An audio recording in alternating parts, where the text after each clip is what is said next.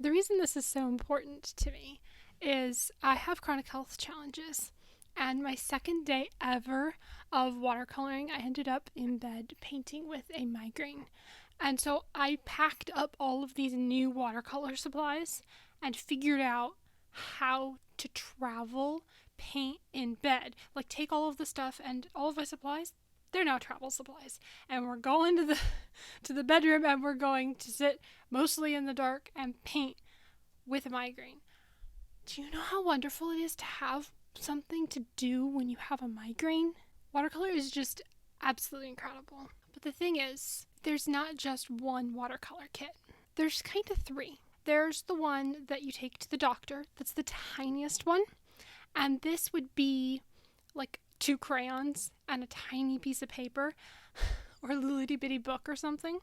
And when you get home, then you use the water and you fill it in and you wet the watercolor crayon down. That would probably be the tiniest kit. If you didn't have wrist strength issues, then you could do something like a water brush. I remember I made a video last year sometime about travel supplies and somebody commented, well, what about water brush? And I was like, oh, right, that.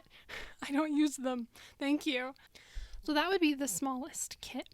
You could maybe use this adorable little tin that holds 6 colors and a tiny book and then a water brush or something. Just make sure that whatever you do, you have it in like a small bag that isn't too small, because you want to kind of be able to dump everything into the bag very quickly. So like your name is called and you need to like throw everything in the bag really quickly and go. So if your bag is too small and you have like this thing exactly goes here and this thing exactly goes here, then you will have a little bit of a problem trying to get it all back together quickly. The one that I consider my primary kit, I've kind of refined over time. It's like a book and a Nalgene water bottle. I currently am using the 4-ounce one, but for like the first year I used the 2-ounce one, and my travel flat brush. Did I say a book? I totally forgot what I was in the middle of saying.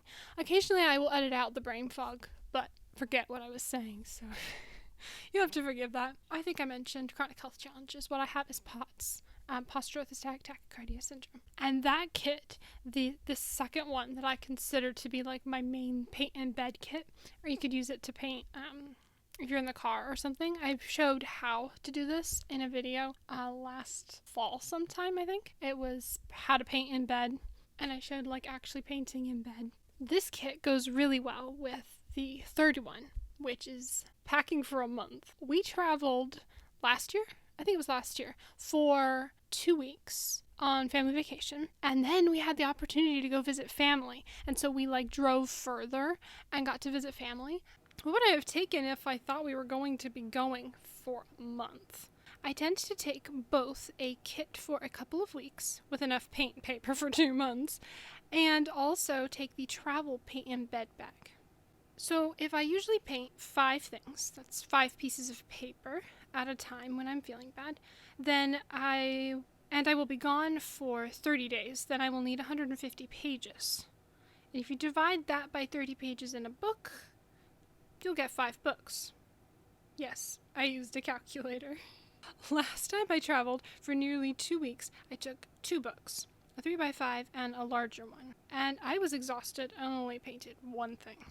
But a previous time that I traveled for about the same amount of time, I ended up in my room with a migraine and painted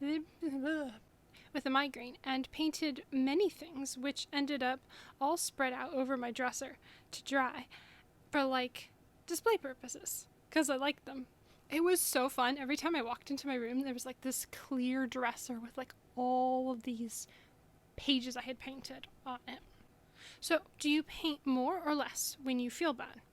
Does it depend on the type of feeling bad? Like, a migraine may mean you need to take more paper, and exhaustion may mean you need to take less paper. But since we can't know that before you go travel, let's take more paper. For travel, it helps to take what you love painting in, but not what is precious and you won't end up painting in. It also helps to take paper that is not cotton or expensive, so you can just put paint on paper if you are tired and feeling bad. If you'll be painting with people where you are going, think about taking something you can pull pages out of, a pad or something.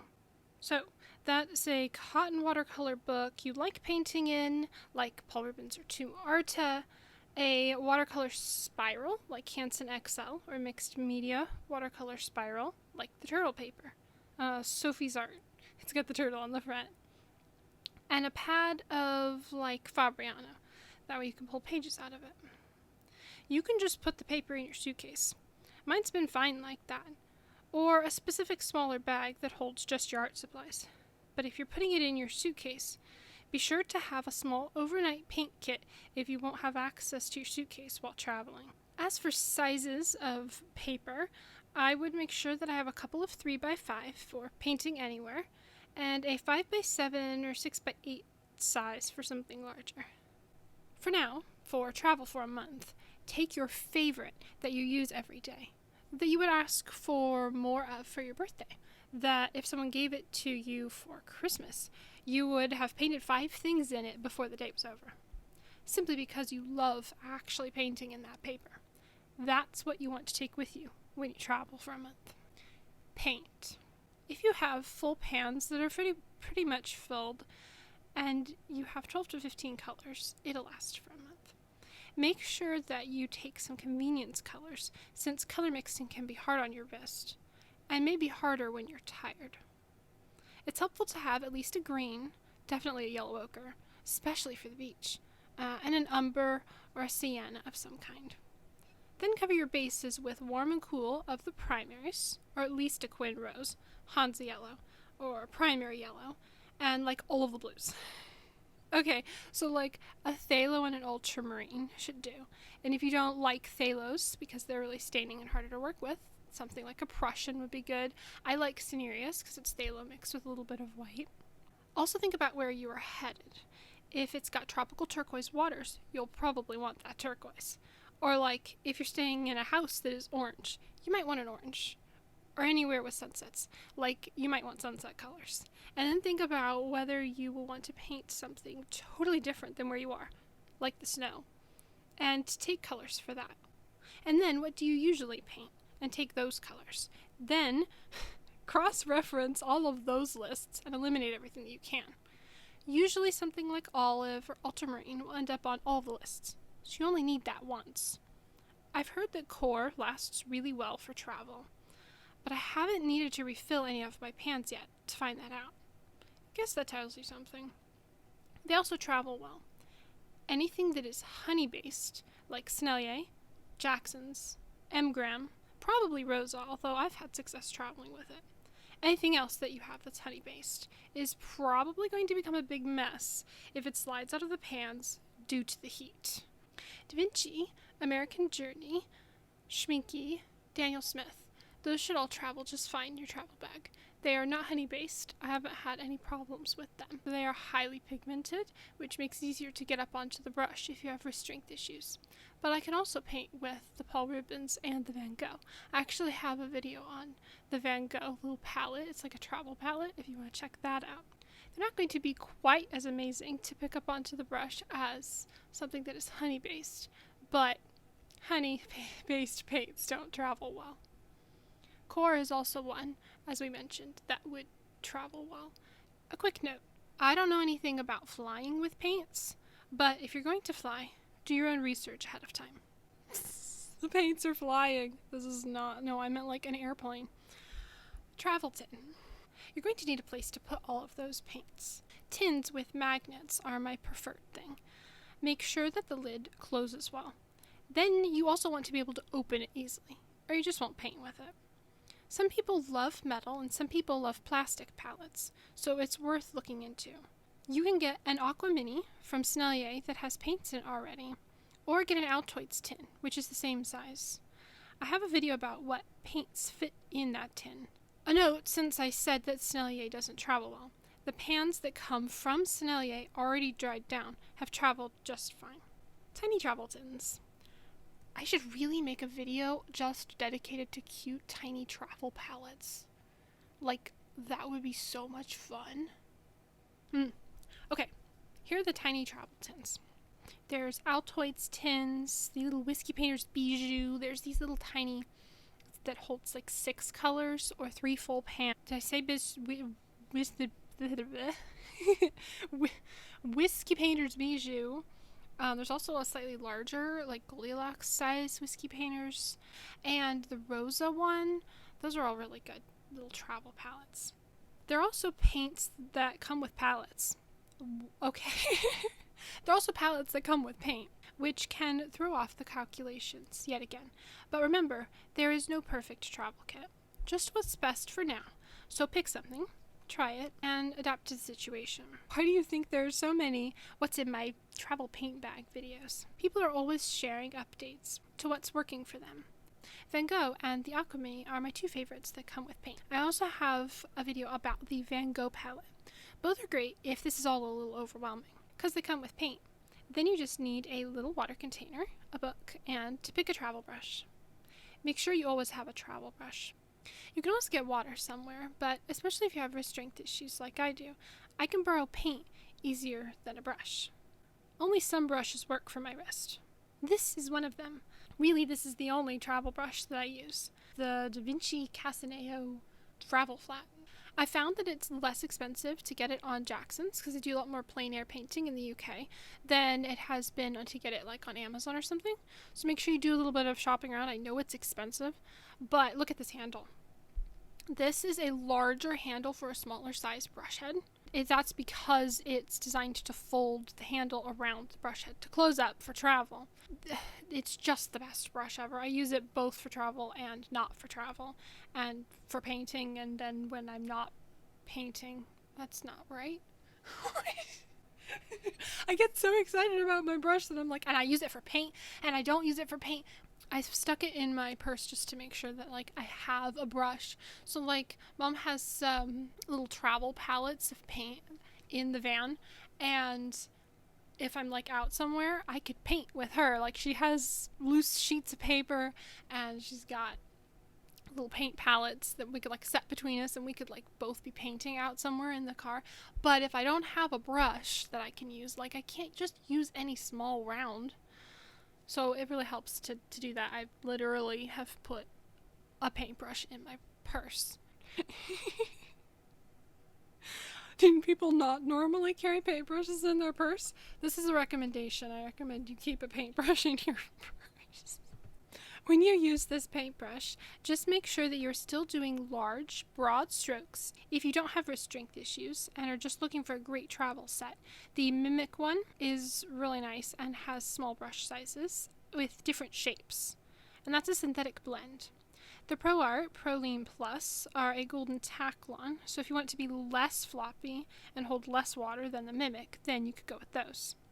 Something like the Princeton Neptune are great travel brushes. They are the most floppy and absorbent because they are synthetic squirrel. I've used the ProLean and the Neptune, as well as Jackson's own brand of Travel Round, and then I've ended up using my Travel Flat instead because of the brush handle size. You can travel with full-size brushes using this hard-sided-ish case, but I've been using travel brushes. Save space, and they can be used in your little out and about while you're there kit, or painting in bed, or the car, instead of pulling out large brushes. I don't know if this is protective enough to shove in a suitcase. I think not. Water. Don't forget the water. I love the Nalgene bottles. You can also get a collapsible water container if you're at the dining room table while you travel. The Nalgene are definitely leak-proof. I totally packed a Nalgene bottle in my suitcase, and it was fine. Did I mention it had water in it? It had dirty paint water in it, and I threw it in there with all of my clothes. This is how you pack when you have chronic health challenges. You just throw the bottle with water in it in your suitcase next to your clothes, and you hope it's fine. It was fine. Everything's fine. So don't worry, it's leak-proof. You can see me using one and how and what it looks like in the Paint Anywhere video, where I chat about painting in bed while painting in bed. The one in that video is the 4-ounce size Nalgene, and that's the travel flat that I was talking about. Bags. You kind of need to fit the paint palette to the bag. It's a process of, I want these paints in full-size pans, and that fits in this tin, which fits in this bag, but this isn't the bag that I wanted. So then I'm going to refine the paint selection to fit a different tin to fit a different bag, which works great until you have to introduce a travel brush. I should make a what fits in each one of these bags video. So let's do that later instead of like making this video take forever. So now that we've gone over all of the options for a month of travel, a lot of those things will also help you to pack the smaller kits. So this little bag here fits this, and this would work really well if you're painting at the doctor. If you don't have wrist strength issues, you can use something like a water brush. And if you do, like me, then you could do something like crayons very carefully, like watercolor crayons or watercolor pencils, and then you can wet the thing down when you get home. And make sure that you keep in mind cleaning up quickly. So like your name is called, you need to like be able to dump everything in a little bag very quickly. And then if you want a little bit bigger to take with you, so like you're going to go over to your friend's house or to your grandma's house or to the beach or sit in the car, or you're like traveling for days to get to your location that you're like going to be in for a month, and so you need like a small kit for the days in between till you get to your destination. That would be what I think of as my primary kit. It's the paint in bed kit. I've done a video on the how to paint in bed before. So if you had a little 3x5 book, a cute palette with 12 colors, and a single travel brush, when you think about painting, the thought process is, I will pick up that specific brush and put that paint in that book, because that's all there is.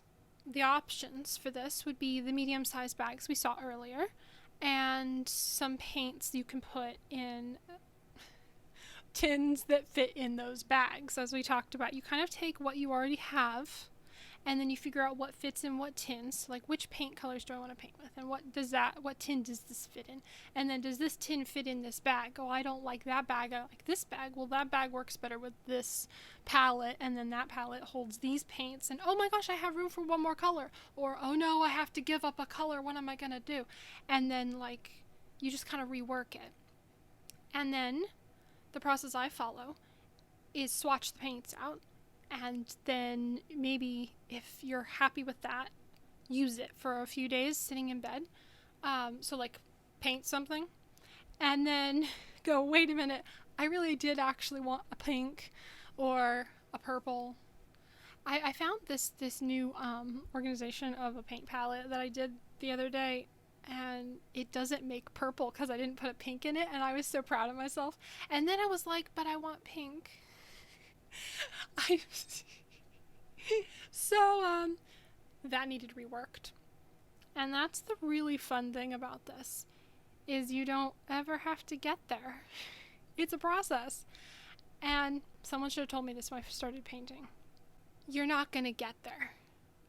If you came up with today the perfect travel bag, it might not be the perfect travel bag next month, because you're going to continue to grow and develop as an artist. And your style's going to change. Like, sometimes you're not going to want a purple. And sometimes you're going to be like, I have to paint purple in everything because mountains. Why did I pull pink out of my palette? Because now I need to paint flowers and nothing but flowers and only flowers. But before today, I was only painting landscapes. You just learn and you grow and you adapt and you figure out what works for you, and know that each different situation is going to require a different kit. I hope you have fun going and watching all of the other travel paint bag videos and the kits that everybody has and all the things. Let me know if you found anything that I didn't mention, because I'm still learning this too. It's so much fun. I hope this was helpful. Thank you for watching. I will see you in the next video. Ooh, and check out the videos that I mentioned earlier. I'll put the links in the description for you. Okay. Bye.